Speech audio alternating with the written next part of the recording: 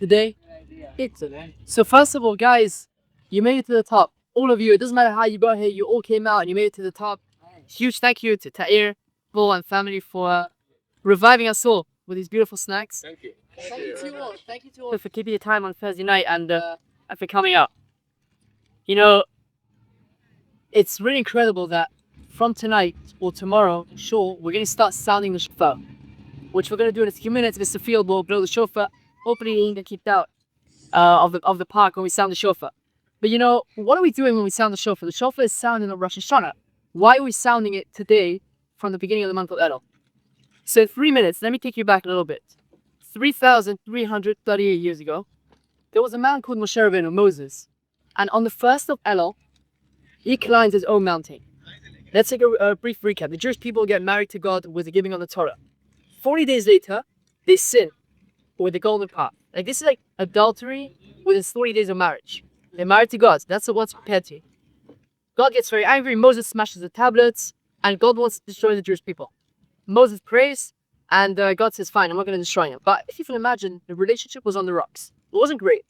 God said, "I'm going to let you live," but it wasn't a great couple relationship.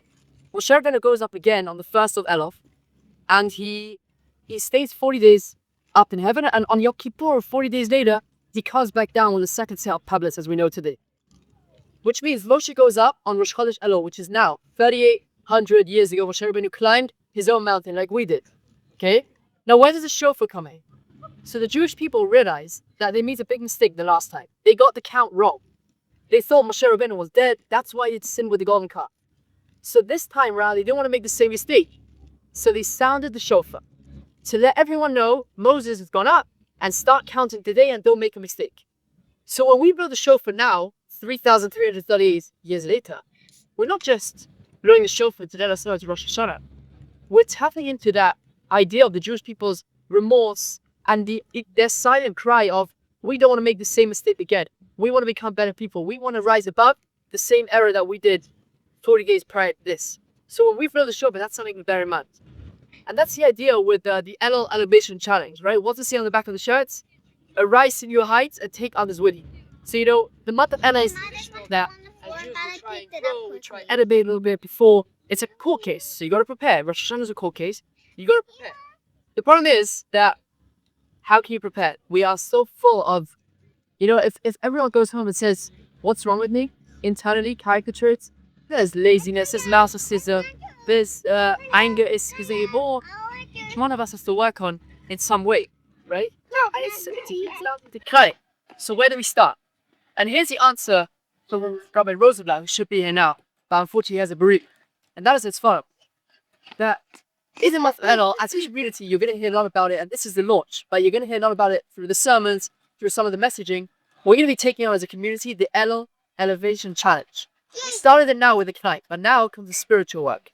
And for the next 35, 40 days, together as a community, we're going to try working on 2 aspects. Only 2 aspects. There's so many aspects we've been working on our character.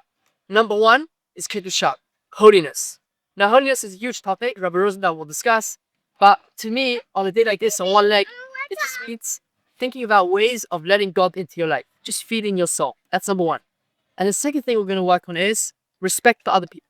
That's to take the others with you part. So rise in your heights with holiness and take others with you. And that's the idea of the Elul Challenge. You know, when we started Grouse, each and every single one of us, those 2,800 steps to get up. And how do we all start? With that first step. So that's all I ask of you today. You know, we're going to have more messages about it in synagogue and in shul. I'm going to connect to the community. It's Rosh Chodesh Elul. We're tapping into 3,300-year-old history of the Jews' cry that we want to do better. We don't want to do the same mistake again. We have 30 days before Rosh Hashanah. Let's try in our own ways to tap into that beautiful power of community, of holiness, and of respect to other people. And with that, we will now sound the shofar, if the field is up to it. And then we'll take a little bit of time and we'll go down. And I thank you all so much for coming. I really do.